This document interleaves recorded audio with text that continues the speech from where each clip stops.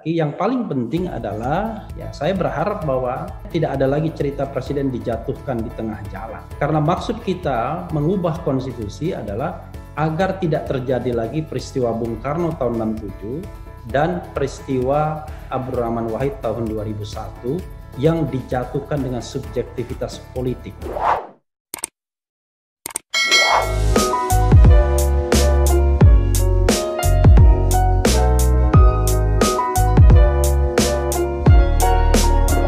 Assalamualaikum warahmatullahi wabarakatuh. Sobat RH sekalian, jumpa lagi dalam channel yang keren ini, Keren Cadas. Saat ini saya ingin bicara mengenai seminar yang baru saja diselenggarakan hari ini pada saat video ini diambil. Karena seminarnya ngeri-ngeri sedap. Seperti kelanjutan dari kasus UGM yang membicarakan juga tentang pemakzulan, impeachment atau pemberhentian presiden. Jadi seminarnya, lebih tepatnya webinar ya, karena seminarnya hanya melalui online saja. Judul webinarnya adalah menyoal kebebasan berpendapat dan konstitusionalitas pemakzulan presiden di masa pandemi COVID-19. Pembicaranya mentereng, keynote speakernya Profesor Dr. Kiai Haji M. Din Samsudin MA yang sekarang Ketua Dewan Pertimbangan Majelis Ulama Indonesia Pusat, dan kita tahu dulu adalah Ketua Umum PP Muhammadiyah.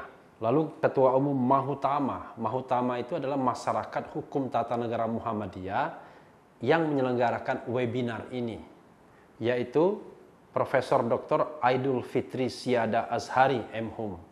Kita tahu beliau juga adalah anggota Komisi Yudisial dan bahkan pernah menjadi Ketua Komisi Yudisial. Ada juga Profesor Denny Indrayana LLM PhD, Guru Besar Hukum Tata Negara yang juga pernah menjadi Wakil Menteri Hukum dan Hak Azazi Manusia era SBY II. Ada saya sendiri, Refli Harun. Ada juga Profesor Dr. Suteki MHum. Beliau adalah pakar filsafat Pancasila dari Universitas Diponegoro, Semarang. Ada juga Profesor Susi Dwi Hariyanti, LLM PhD. Beliau adalah Guru Besar FH Unpad, Universitas Padjadjaran Bandung. Ada juga Dr. Ahmad Reddy, MH, Direktur Eksekutif Kolegium Juris Indonesia atau KJI yang juga penyelenggara kegiatan ini. Lalu ada juga Dr. Ibnu Sina Chandra Negara SHMH yang merupakan dosen Fakultas Hukum UMJ, Universitas Muhammadiyah Jakarta. Kemudian ada juga Dr. M. Ilham Hermawan MH, pakar hukum tata negara. Dan the last but not least, ada Bib Fitri Susanti LLM, pengurus Asosiasi Pengajar Hukum Tata Negara dan Hukum Administrasi Negara. Jadi lengkap ya. Saya ketika diundang acara ini memerlukan untuk mengonfirmasi kepada panitia apakah pembicara yang di list ini akan datang semua. Mereka mengatakan beberapa di antaranya sudah konfirmasi, sekitar hampir 10 orang. Ini pembicaranya ternyata benar-benar memang 10 orang dengan keynote speakernya. Dan saya cek ke salah satu pembicara apakah yang bersangkutan memang datang dan mengatakan iya. Kenapa begitu?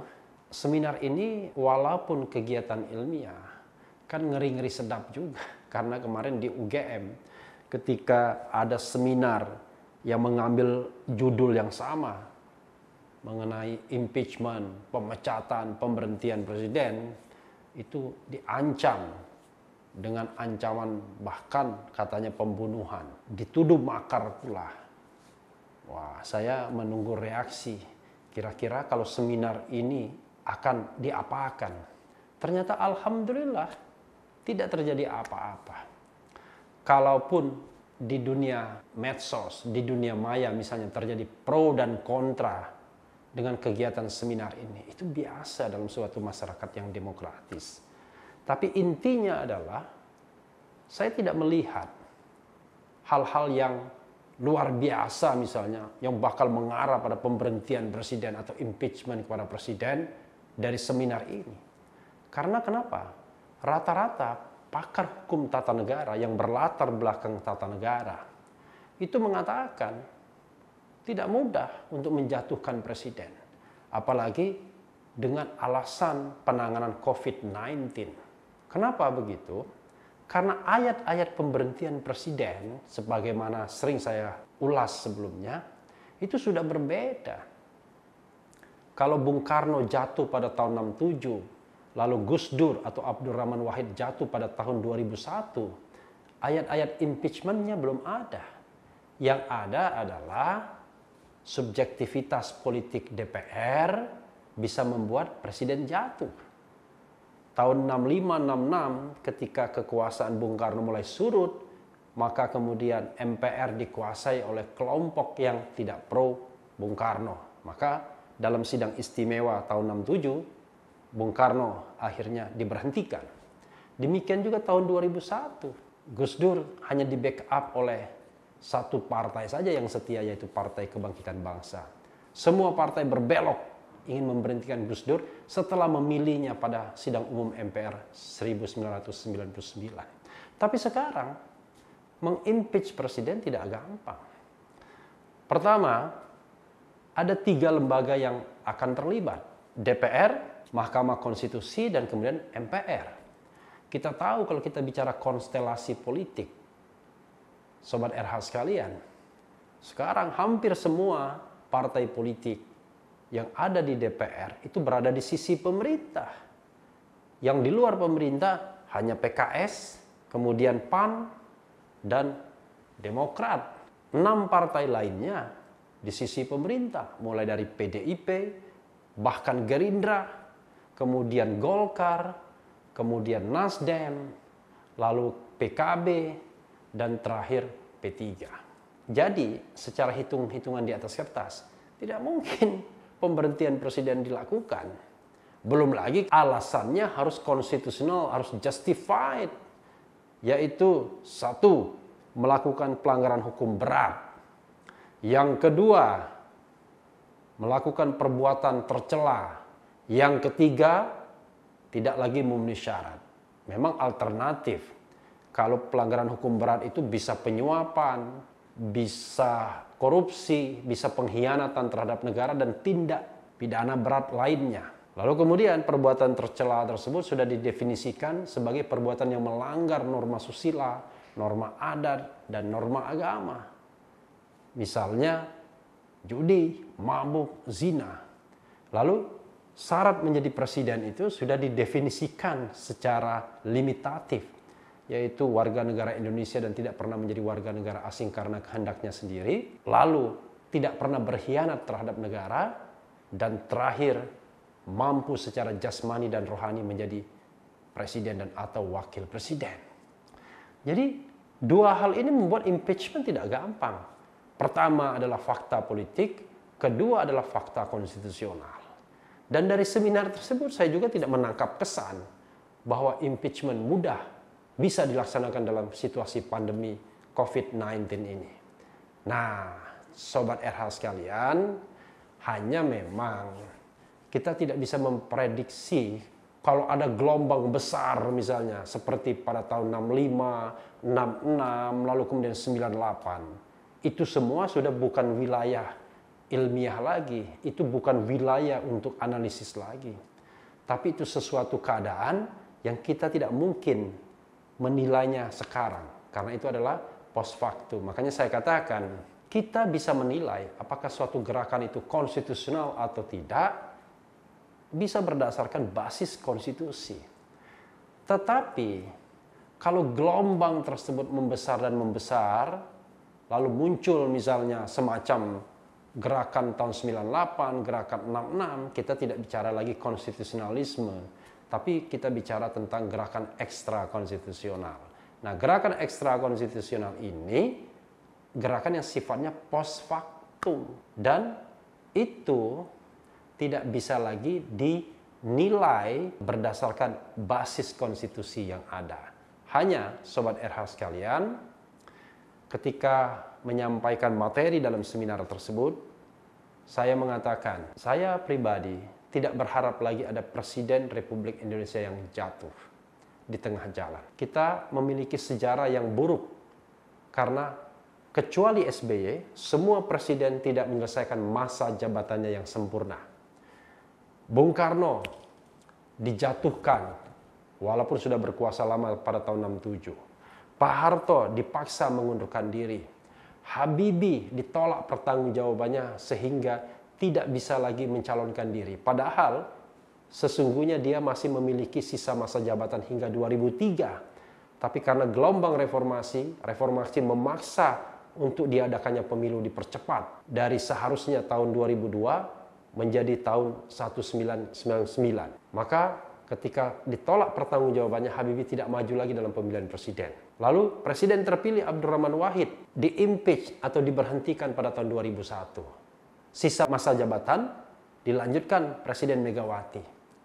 Tapi Presiden Megawati tidak terpilih dalam pemilu demokratis 2004. Nah, baru Susilo Bambang Yudhoyono yang menyelesaikan masa jabatan secara paripurna, yaitu 5 kali 2 periode selama 10 tahun. Saya berharap bahwa Presiden Jokowi juga seperti itu, mampu menyelesaikan masa jabatannya walaupun di tengah kritik. Tapi jangan lupa, aspirasi demokratis itu tidak boleh dikekang. Jadi kalau ada orang yang misalnya mendiskusikan pemberhentian presiden, menurut saya kekuasaan tidak perlu paranoid. Karena zaman SBY setiap saat ada diskusi tentang impeachment. Tapi apakah ada the trial of impeachment? Tidak pernah ada. Di awal-awal pemerintahan Jokowi juga orang menyebut juga impeachment. Menyebut juga proses mulai dari hak angket dan kemudian kemungkinan hak menyatakan pendapat. Tapi tidak pernah terjadi juga. Jadi di dalam konstitusi kita, kalau kita bicara tentang kewenangan Mahkamah Konstitusi, dua hal yang belum pernah dilakukan oleh MK, mengadili masalah pembubaran partai politik, dan kedua, memutus pendapat DPR bahwa presiden dan atau wakil presiden sudah melanggar hukum atau melakukan perbuatan tercela atau tidak lagi memenuhi syarat dalam proses impeachment. Sobat RH sekalian, kita berharap bahwa negara ini walaupun di tengah COVID-19 akan terus membaik. Baik ekonomi, hukum, maupun kondisi lainnya seperti kebebasan berserikat, berkumpul, dan mengeluarkan pendapat. Kita tentunya tidak ingin negara ini setback kembali, regresif kepada masa kelam Orde Baru. Dan ternyata, alhamdulillah, diskusi hari ini pada saat video ini diambil, nothing happen. Tidak terjadi apa-apa, baik-baik saja, semua menyampaikan argumentasi secara akademik, dan kesimpulan secara umum bisa dikatakan tidak mudah menjatuhkan presiden hanya dengan alasan-alasan penanganan COVID-19. Kecuali kalau memang presiden memenuhi syarat article of impeachment. Misalnya melakukan korupsi, disuap misalnya, atau melakukan perbuatan tercela yang tidak hanya zina, judi, dan mabuk, tapi perbuatan tercela berat lainnya misalnya, konspirasi, atau tidak memenuhi syarat lagi. Misalnya sudah tidak mampu lagi secara jasmani dan rohani untuk mengemban amanat yang berat. Barulah kita bisa mengatakan bahwa syarat untuk mengimpeach atau memberhentikan presiden terpenuhi. Tapi itu pun masih juga tergantung proses politik di DPR, ya. Untuk lengkapnya, Sobat RH sekalian, apa yang saya sampaikan dalam seminar tersebut, silakan ikuti. Selamat siang, salam sejahtera bagi kita semua. Yang saya hormati Prof. Din Samsudin, ada Prof. Susi, ada Prof. Denny tadi, ada Prof. Suteki, ada Prof. Aidul, ada Bibip, ada tadi Ahmad Reddy juga, ada Prof. Samsul Bahri, ibu-ibu dan bapak-bapak sekalian yang tidak bisa saya sebutkan satu demi satu. Terima kasih atas undangannya. Pagi ini saya ingin memulai diskusi ini dengan dua hal. Pertama, saya mendapat tulisan dari rekan saya, ya, tidak saya sebutkan namanya, yang juga menuliskan sebagai ahli hukum tata negara bahwa wacana pemakzulan di tengah COVID-19 adalah wacana inkonstitusional. Luar biasa ya. Wacana saja inkonstitusional, coba bayangkan. Dan yang menulis ahli hukum tata negara katanya. Yang kedua, beredar berita bahwa Anda ikut mendesak Jokowi mundur. Jangan-jangan mereka tidak lihat statement saya di YouTube, hanya melihat judul-judul yang direplikasi oleh pemberitaan media dan juga WA-WA yang kadang-kadang tidak mengklarifikasi lebih lanjut atau tidak mau membaca lebih lanjut apa yang kita sampaikan. Judul kegiatan ini adalah menyoal kebebasan berpendapat dan konstitusionalitas pemakzulan presiden di era pandemi COVID-19 ya. Jadi ada dua tema besar soal menyoal kebebasan berpendapat dan konstitusionalitas pemakzulan. Nah, saya agak mengkoreksi sedikit, memang ada ya upaya pemakzulan yang dilakukan. Lalu kemudian kita mempertanyakan konstitusionalitasnya ya. Kalau sudah proses pemakzulan atau proses pemberhentian presiden, ya pasti konstitusional kan prosesnya. Yang tidak konstitusional itu adalah kalau kemudian itu diarahkan pada proses-proses di luar koridor konstitusi. Kemudian tadi Prof. Susi mengatakan soal kebebasan akademik, tetapi izinkan saya bicara tentang kebebasan berpendapat saja, karena ini sepertinya jauh lebih luas. Tidak hanya insan akademik yang menikmatinya, tapi seluruh warga negara Republik Indonesia, bahkan manusia, karena dia adalah bagian dari human rights ya. Jadi kebebasan berpendapat, baik secara lisan dan tulisan, itu adalah kebebasan yang dijamin oleh konstitusi. Tadi sudah disebutkan pasal 28E ayat 3 dan juga 28I ayat 1 sebagai non-derogable right, di mana yang namanya kebebasan untuk pikiran dan hati nurani itu tidak bisa dibatasi dalam keadaan apapun ya, at any circumstance. Nah, persoalannya adalah mengapa ada wacana ini? Ada masalah kebebasan di satu sisi yang dipersoalkan kembali padahal sudah ada jaminan konstitusional, dan yang kedua adalah ada wacana mengenai impeachment, pemakzulan atau pemberhentian presiden. Kalau kita disiplin seharusnya kita menggunakan bahasa pemberhentian saja, karena itulah kata yang dipakai oleh pasal 7A konstitusi kita bahwa proses pemberhentian presiden ya.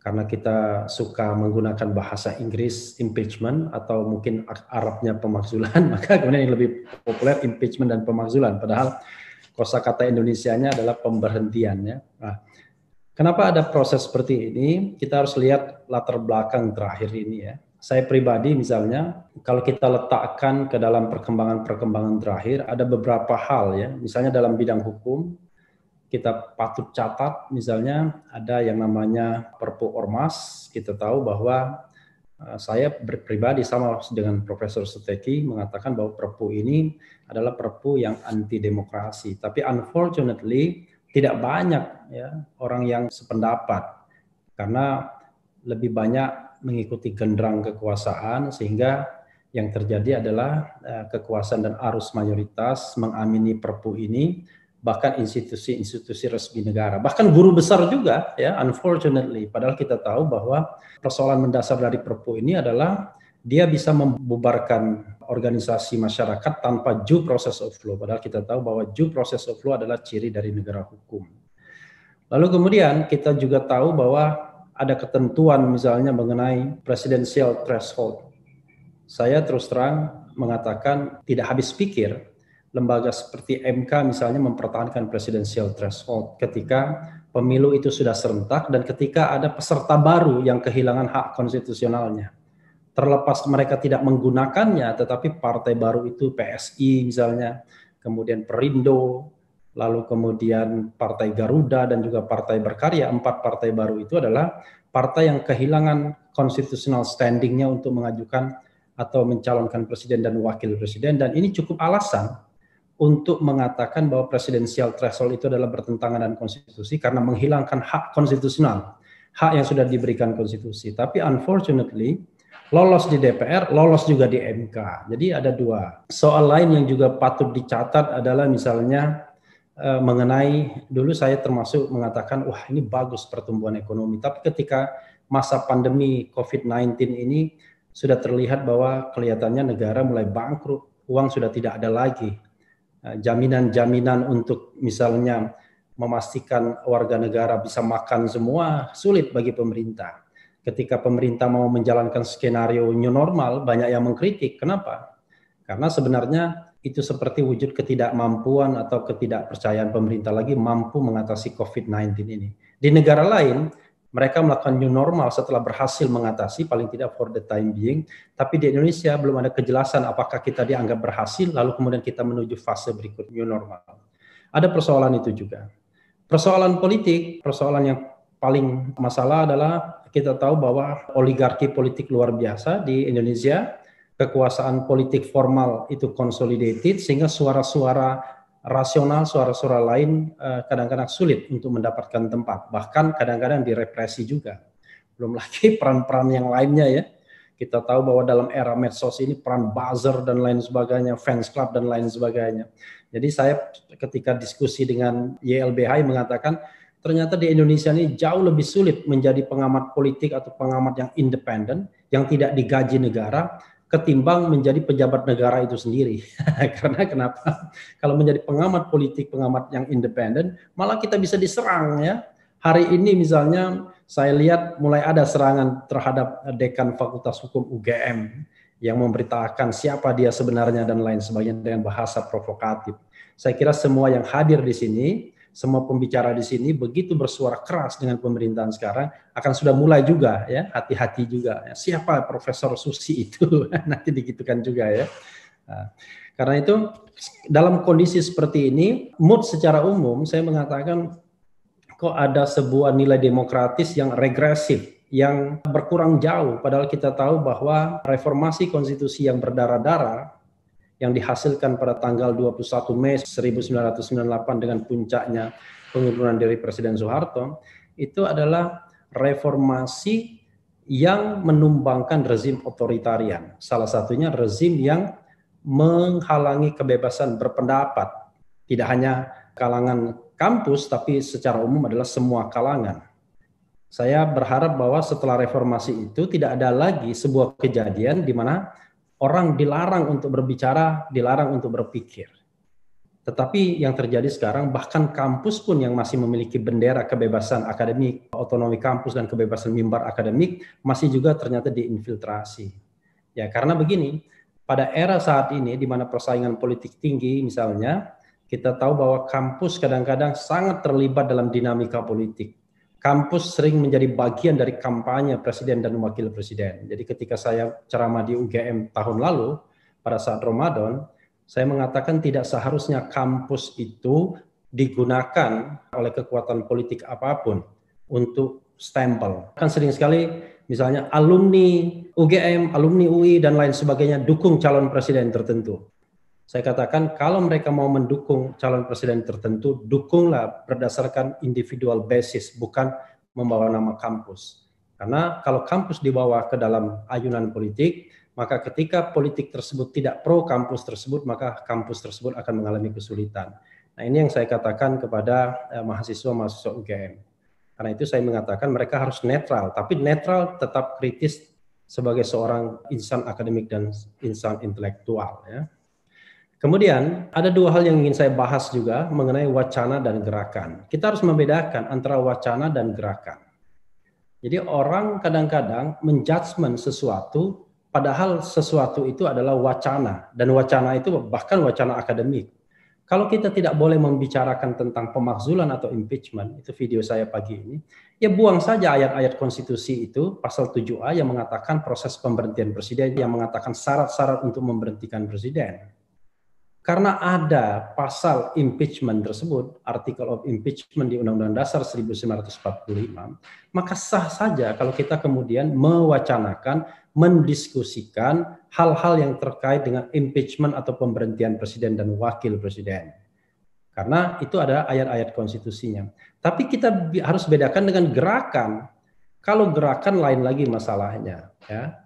Nah, dalam hal ini, saya harus menggarisbawahi 3 hal kalau kita bicara tentang gerakan. Gerakan yang sifatnya konstitusional, gerakan yang inkonstitusional, gerakan yang ekstra konstitusional. Ini ngeri-ngeri sedap. Karena dalam sejarah hidup kita tidak bisa mengatakan soal yang inkonstitusional saja. Jadi kalau gerakan yang konstitusional, tentu saja gerakan yang misalnya ada warga negara menginginkan presiden diberhentikan, ya saya katakan bukan dipecat, bukan dijatuhkan, bukan di-impeach, tapi diberhentikan. Kalau seandainya yang bersangkutan atau kelompok yang bersangkutan datang ke DPR, mengajukan alasan-alasannya, minta DPR kemudian menggelar hak angket, lalu kemudian hak menyatakan pendapat, maka hal tersebut sah secara konstitusional. Jadi gerakan itu gerakan yang konstitusional, bukan gerakan yang inkonstitusional. Kecuali gerakan yang inkonstitusional itu adalah kita berkumpul, kita menggalang kekuatan bersenjata, kemudian kita membuat taktik memecah belah, ya, taktik disintegrasi dan lain sebagainya, maka menurut KUHP jelas itu makar. Tapi ibu-ibu dan bapak-bapak sekalian, yang tidak bisa kita antisipasi dalam sejarah kita adalah gerakan yang ekstra konstitusional. Karena gerakan ekstra konstitusional ini legitimasinya adalah post factum. Sekarang katakanlah misalnya pada tanggal 5 Juli 1959 Presiden Soekarno mengeluarkan dekret presiden. Dan dekret tersebut dalam kacamata konstitusi yang berlaku hari itu adalah inkonstitusional. Tetapi karena dekret itu didukung secara post factum, maka kemudian menjadi gerakan ekstra konstitusional dan kemudian menjadi tatanan baru. Maka dekret yang membubarkan konstituante, yang memperlakukan Undang-Undang Dasar 1945 kembali, yang kemudian mengubah komposisi DPR menjadi DPR GR dan membentuk MPRS, menjadi tatanan hukum yang baru, ya, legal order yang baru. Tahun 98 begitu juga. Kita tahu bahwa tahun 98 seharusnya Presiden Soeharto itu menjabat sampai 2003. Tapi kita tahu gerakan mahasiswa menyebabkan Presiden Soeharto mengundurkan diri. Penggantinya Presiden Habibie. By Constitution, Presiden Habibie harusnya menjabat sampai 2003, yaitu menjabat sisa masa jabatan Pak Harto. Tapi yang terjadi adalah dengan kesadarannya sendiri, Presiden Habibie kemudian mengadakan pemilu, dan setelah pemilu digelar, diadakan sidang umum MPR untuk memilih presiden dan wakil presiden baru. Padahal konstitusi sebelum diubah tahun 1999 dan 2000 sampai 2002 mengatakan wakil presiden yang menggantikan presiden menjabat sampai habisnya masa presiden yang digantikan alias 2003. Tapi itu tidak terjadi. Habibie rela turun dan kemudian digantikan oleh Abdurrahman Wahid dalam sidang umum MPR, di mana konstitusinya pada waktu itu belum diubah. Itu yang saya katakan sebagai gerakan ekstra konstitusional yang secara post factum diakui. Jadi yang bisa kita antisipasi sebagai akademisi, ya, menurut saya adalah gerakan yang konstitusional dan yang inkonstitusional tersebut. Tapi kalau sudah ekstra konstitusional itu tergantung eskalasi. Dan soal eskalasi itu adalah dalam politik soal menang dan kalah. Demikian juga misalnya alat pengaman negara misalnya.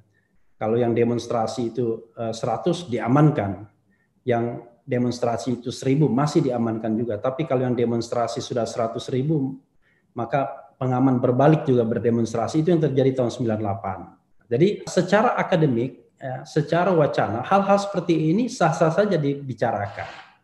Karena ini adalah fakta sejarah, fakta akademik.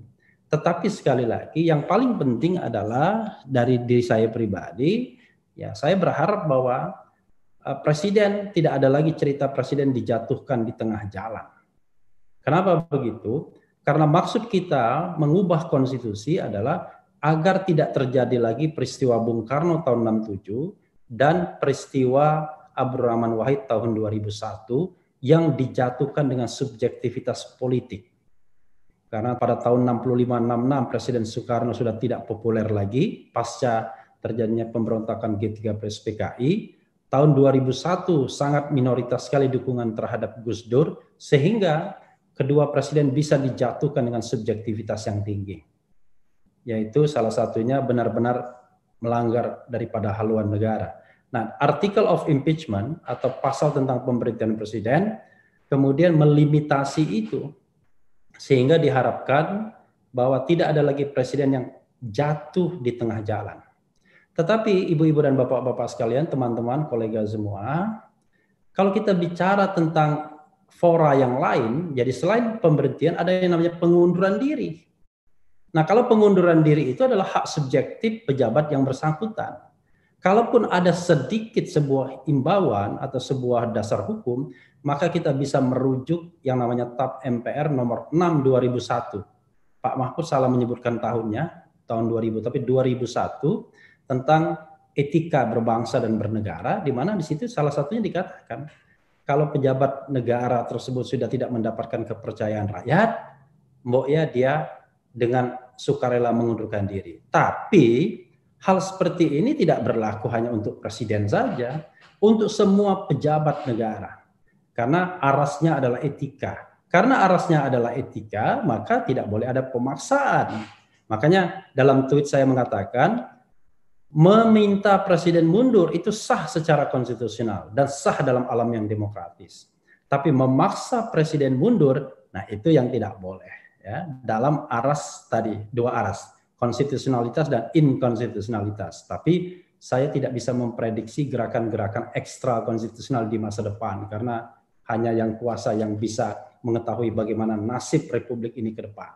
Itu saja ibu-ibu dan bapak-bapak sekalian. Wabillahi taufiq wal hidayah.